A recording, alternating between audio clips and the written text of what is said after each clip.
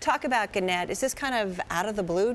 It's not necessarily out of the blue, mostly because of what's going on in the industry. Last year was the biggest in terms of volume and the number of deals in the newspaper industry since the recession.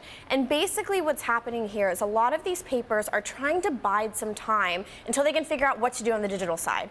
And so to keep finding growth, they've been snapping up other assets. We saw it with Gannett. Gannett bought Journal Media Group last year. That acquisition is being digested right now. So it's really not surprising, but it does seem like Gannett is a little frustrated that Tribune is not engaging in discussions. Gannett sent over a letter to Tribune's board earlier in April, and they put this letter in the release today, and it says, look, you know, we are frustrated over the continued refusal to begin these constructive discussions. So maybe Tribune's dragging their feet. They also have been acquisitive.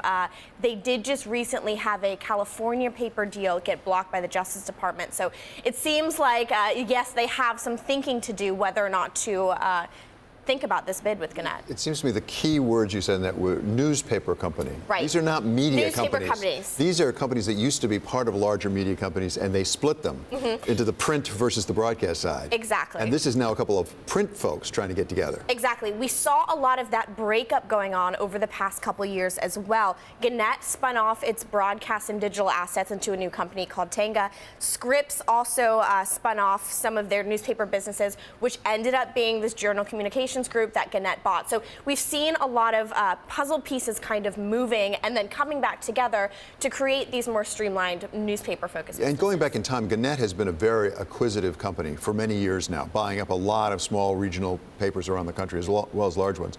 They have had a pattern of cost cutting.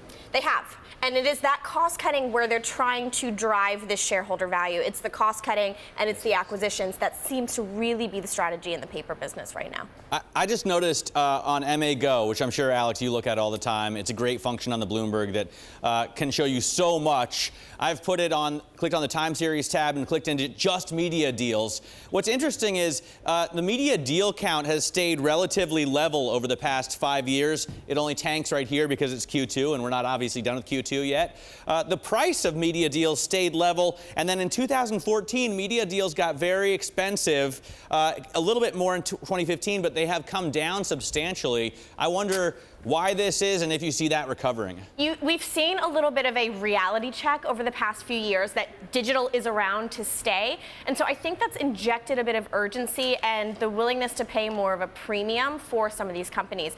A lot of this deal activity has kind of been around, again, this idea that we can't grow. There's too much pricing pressure on our typical advertising business. So what are we going to do? We're going to kind of trim our expenses and we're going to snap up some other assets to maybe have more pricing power and find some kind of growth, top line and bottom line.